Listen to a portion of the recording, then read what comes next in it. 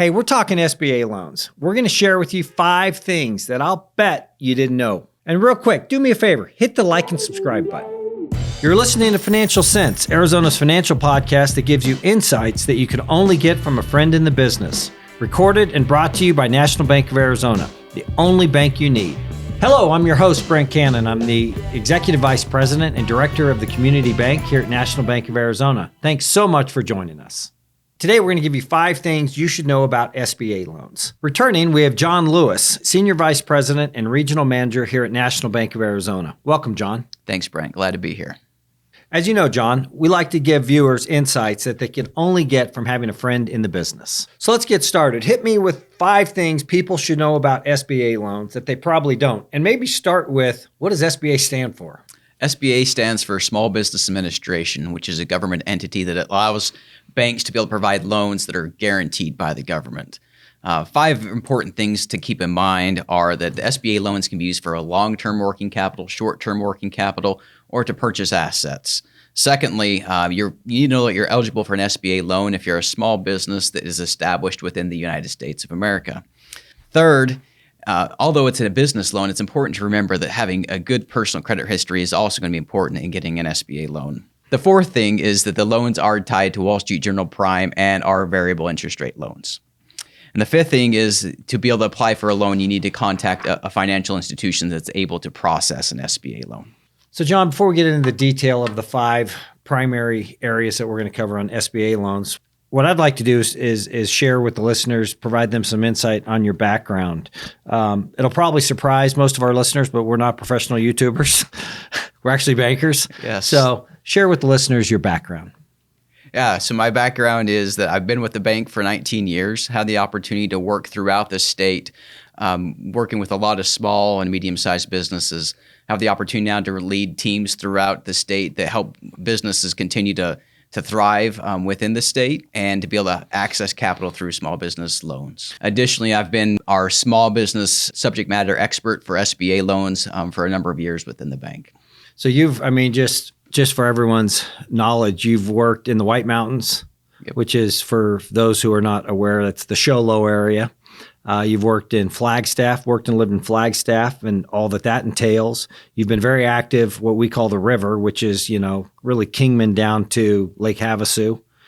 You've lived in Yuma, worked in Yuma, and now in Phoenix. So you've literally seen and worked with small businesses all throughout the state. Yes, I have, and it's been great to be able to see all the different aspects from the different areas. You've probably worked in more markets throughout the state than any other banker at National Bank of Arizona. Yeah, quite possibly. Yeah. Yep. So we'll just say you are, and we'll have a trophy at some point. It's great. It's great. Perfect. So let's jump right in. Let's talk about the first item you mentioned, which was what SBA loans can be used for. And I do think this is an area of great confusion for a lot of small businesses. They just don't know if small business administration loans apply to them. Yeah, I think that's a really great point. The small business administration loans can be used for a wide variety of things. What's really important is to understand what they're going to be used for, not I just want a loan. Right. What was it going to be used for? You got short-term working capital, long-term working capital, and to purchase, acquire assets, whether those assets are equipment or real estate. Right. Obviously, there's a great opportunity with SBA loans also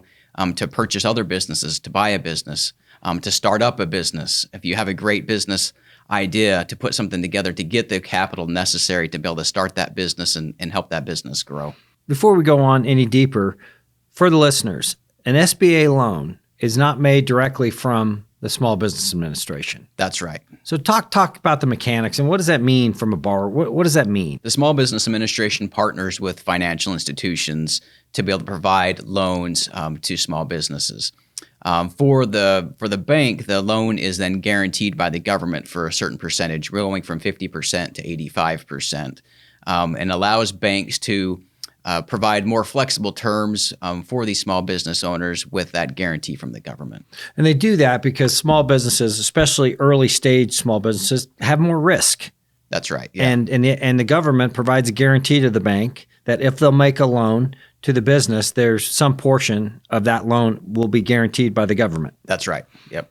And that's why it's such a valuable asset for small business, and should be having those conversations with their banker. Yeah, exactly. And these small businesses wouldn't be able to access that capital without this SBA guaranteed program. So it's really important. Banks generally aren't going to just lend money to a startup business without the SBA being involved. So those are a lot of uses. Do you have any stories that of real life examples of different businesses and how they've used the funds? Yeah, so I've seen a lot of great things happen over the last couple of years, from startup ice cream shops to startup pizza joints to a flight school needing some financing. Where the flight school was here in Arizona, I take it? It was, yeah. And they had a number of airplanes that needed some financing on. We were able to provide them some much more flexible terms to make it a lot easier for their cash flow to use an SBA loan structure. So that really is a good segue into what does it take to be eligible to get an SBA loan? That's a question I get from a lot of business owners. What's the eligibility requirements? Yeah, so one of the main things, you have to be a for-profit business. You can't be a non-for-profit. Be a for-profit business that's been organized within the United States. Those are the main requirements. Okay. Then after that, you need to be a small business. So what's a small business defined as? It can be actually pretty big, because the small business definition allows up to $20 million in net worth and $6.5 million in net profit. So if you're a small business, more than likely you're going to qualify, unless you are potentially a business that would be ineligible. And there's a few ineligible businesses out there. Those would be pyramid schemes or pyramid businesses, private clubs where you're exclusive. You only let certain people join your club. If you're on probation or if you're in the penitentiary, you're not eligible to get an SBA loan. And anything that would be not legal by federal or state government rules. Gotcha. So generally speaking, small businesses that are chartered in the U.S. and have everything kind of taken care of, are for profit, will generally be eligible. Generally, yep, absolutely. Gotcha. So the third item you talked about was the importance of credit history, especially personal credit history. Why is that important relative to an SBA loan? So one thing that always intrigues me is when I talk to small business owners or people that are starting small businesses, they often say, well, it's a business loan. Why does my personal credit matter? Right. And in small business lending, really you and the business are the same person. So having good personal credit history is going to be important, because a lot of the decision is going to be driven based off of that credit history, your FICO score. That FICO score leads into what's called a small business score that is created by the SBA to be able to identify your credit worthiness. And so even though it's a business loan, it's important to remember that your personal credit is going to make a big impact on the ability to obtain that credit. So what's the minimum credit score? Can we share that for the audience? Yeah, so the SBA has a minimum credit score of 622 for a FICO 622. Score. Yeah. And then other financial institutions will have other metrics. There's what's called a small business score that's created that the SBA also relies on, which has a minimum of 155. Gotcha. That's not as well known, I think, for most people as a FICO, personal FICO. Yep. So one thing a small business owner could do is there's many ways to check your personal credit, and probably a good step to check your personal credit before you maybe go begin the SBA process. Yeah, absolutely. Everybody has the opportunity to pull their credit for free once a year. So it's a great thing to look and see how that is. And if there's things that need to be cleaned up, spend some time working with a banker or somebody else to kind of help with those things. Yeah, it's we share this with so many different folks as bankers, both on the consumer side and the business side, but taking care of credit and making sure your scores are appropriate is critical to accessing capital. Yep, absolutely. So we've talked about uses for SBA loans. We've talked about eligibility, and we've talked about the importance of credit history. Now I'd like to talk about the interest rates, and it's especially relevant in today's interest rate environment. Yeah, absolutely. There's lots of people that had loans that were maybe 5%, and now they're 10% today. And so it's important to understand how the SBA loan product works with interest rates. I've had a lot of customers in the past that have said, are the interest rates for SBA loans lower than the interest rate I get on a regular conventional bank loan? And the answer is generally no, because the bank rates are going to be a little bit higher because SBA loans could be considered to be a little bit more risky. and they are tied to Wall Street Journal Prime, which has fluctuated quite a bit over the last couple of years. On top of a prime rate for an SBA loan, is there usually a margin or some amount above that? Yeah, generally there is a margin above the stated prime rate. And we might see spreads going from 2% to 5%, but the SBA maximum rate is a 6.5% on the smallest end of the SBA loans. Now, are most of the SBA loans variable? They are. Meaning they move with the index. They do, yes. As that in this index, case, prime. Yeah. As prime moves, the rate will also move, and that is done monthly. That's reset monthly. As prime moves, they'll do a reset each month. A lot of the SBA products will be on a quarterly reset.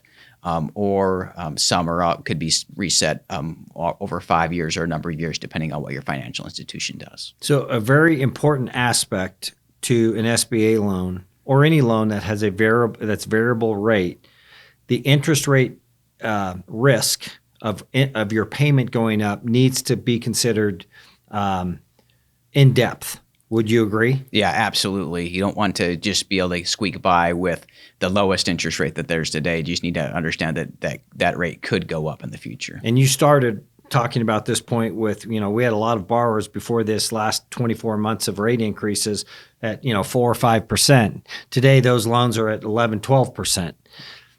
That's a significant difference, especially if the loan is fairly large. That's right. That will impact the small businesses because as rates go up, their payment will also go up as the rates go up. Also, as rates go down, then their payments will go back down. And you can only, it's very difficult for businesses to pass on every rate increase or, any kind of inflationary. You can only pass on so much to the customer. At some point, it becomes, it starts eating into the company's cash flow. Yeah, absolutely. Final point you had brought up is applying for an SBA loan. Kind of what's the process? What's important for a customer to think about, to know about? What questions should they be asking? Yeah, absolutely. There's a lot of great resources out there at SBA.gov. We'll give you some great insight onto SBA lending, the products, and what's available. And so those are great places to go. Additionally, to connect with a financial institution, to connect with a banker who understands the SBA process. Certain financial institutions will be designated as a preferred lender. What that does is allows for the SBA process to be smoother. The bank processes everything, obtains an authorization from the SBA, but the file is not required to be sent to be fully reviewed a second time by the SBA. So the process is a lot smoother. So working with a preferred lender generally is going to make your life a lot easier as you go through that process. And the borrower can ask the bank that question, right? They can find out if they're a preferred lender. Absolutely. That's the bank they're working with. Yeah, they can ask the bank, and a lot of banks, quite honestly, will have something displayed at the bank saying that they're a preferred SBA lender. Got it. Yeah, so I think that's, to me, if I were a business owner, that would be one of the most important questions I could ask, because the last thing you want in a credit approval process is multiple approvers. That's right. Because it's just one more party or person that can, decline or counter or add conditions. So having the bank, working with a bank that's a preferred lender that has the ability to make the decision is, in my mind, one of the most important aspects. Yep, I would agree. So talking about preferred lender, is National Bank of Arizona a preferred lender? We are, yes. As being part of Zions Bank Corporation, we're a preferred lender providing services throughout the United States. And we ranked in the first quarter of the SBA's fiscal year this year, we ranked 5th? In Arizona, number 5. Excellent. So we're very active. And let's talk about SBA programs. Any programs you'd want to highlight and share with the listeners? Yeah, absolutely. And one of the things that has been a challenge for a lot of small businesses, especially the younger businesses or startup businesses, accessing capital. Oftentimes, there just wasn't a whole lot of options. One of the things that we've looked at the bank is to be able to provide smaller loans for those businesses, but large enough for them to be able to access the capital that they need. Currently, we have a product that is up to $150,000 that businesses can access by just providing an application and a business plan and a few financial statements to be able to help us understand the credit, and to be able to provide the opportunity for them to access that capital, even if they're a startup business. So thinking about who this program really, the needs that a type of business that of the needs it meets, startups like Day One. Was this program for a brand new startup? Yeah, it will work for a startup. And all that we ask is to be able to provide a business plan that explains the product or service that you're providing, where you're providing, the demographics around that, and what you're going to do to be able to find success with that business. Obviously important that you have some experience and understanding of the industry, some knowledge of that to be able to help us be comfortable with that. What about collateral? So with the SBA loans with collateral, we're asked to take whatever collateral is available. For these loans that are up to $150,000, that means whatever is going to be available within that business. Okay. And so if you're purchasing something specifically with those funds, we'll use that as collateral. We'll take what's called a UCC filing on all your business assets. But if your business assets are only $50,000, but the loan you need is $150,000, it's still attainable through the SBA structure. Oh, that's good. That's really good information. So this SBA program up to $150,000 is really a National Bank of Arizona program. Yeah, it's something that we've put together based off of SBA guidelines, where you can rely on this small business score to be able to make a decision.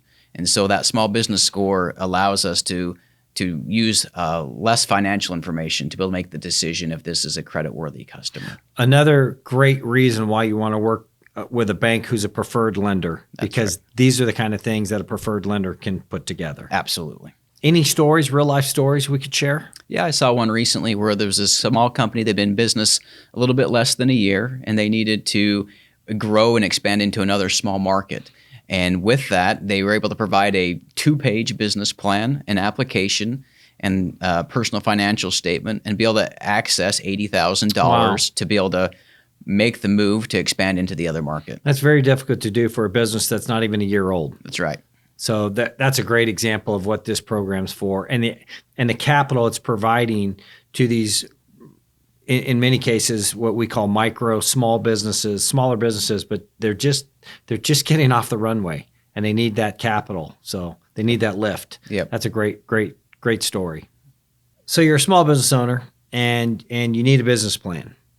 You're let's say you're a baker, you're building a landscape company. You have no idea how to write a business plan. Where can a small business go? Yeah, there's a lot of great community resources out there, in addition to your bank that you may be working with, to be able to give you some guidance and some direction. At National Bank of Arizona, oftentimes we work with organizations such as SCORE, who helps businesses create business plans, or the small business development centers that are established at the various community colleges throughout the state. Great opportunities to sit down with somebody that's what they focus on full time, is putting together business plans. They have some technology to be able to help bring that together, to look at other pieces of your industry to help give you guidance. And I believe those resources are generally free. Yes, generally they are free. To the business. Yes, absolutely. And some of them are given funding through the SBA to be able to have these things available for people. Perfect. Yeah. John, that's why I like working at a community bank. I know that's why you like working at a community bank. We're aware of these community outreach efforts, and we partner with them all the time. For anyone watching this podcast, we provided the links of a number of these great resources. See the links in the description, click on those, and get to work on writing that business plan. So, John, just wrapping up, anything else you'd like to share with the listeners regarding SBA loans? Yes, I think it's really important to know that SBA loans are not mysterious or scary. That's right. Oftentimes I talk to small business owners and they think, oh, SBA, that makes me nervous. That's going to be a hard process, very challenging. But in all reality, if you work with the right partners, the right financial institution, you partner with the right resources, you'll be able to, you can get through the process without it being too challenging. And I would just like to follow up. I also believe that's the reason why it's so important that you work with a really good banker in a community bank. Yep. If I'll say this to anyone, if you don't have your banker's cell phone number, you're working with the wrong banker. And if you're working with a banker who doesn't understand SBA loans, the importance, the use, if you're not working with a preferred lender, a bank that's a preferred lender of the SBA, I would I would encourage you to go find a bank and a banker that A, you get the cell phone you can contact, and B, a bank that understands not only the needs of your business, but special tools like small business administration guaranteed loans. I agree with you 100%, Brent. About time, John. Finally. So thanks so much for checking out this episode of Financial Sense. If you like the content that you saw here today, hit the like and subscribe button. Don't forget, check us out on your favorite podcasting platform or watch us on YouTube.